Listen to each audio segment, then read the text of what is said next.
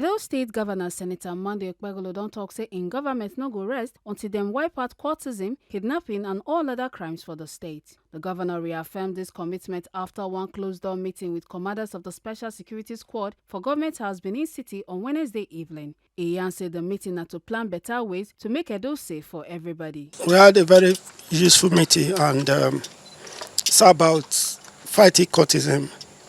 We want to see that Edo is safe for all of us to drive a strong economy.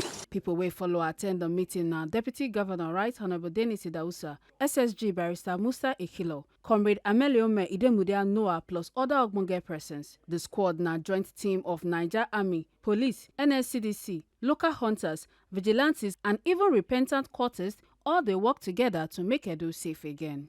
Make una no forget say, as we see am, na so we dey talk am. We no dey take blame. Ekata Ojisole, TMC News.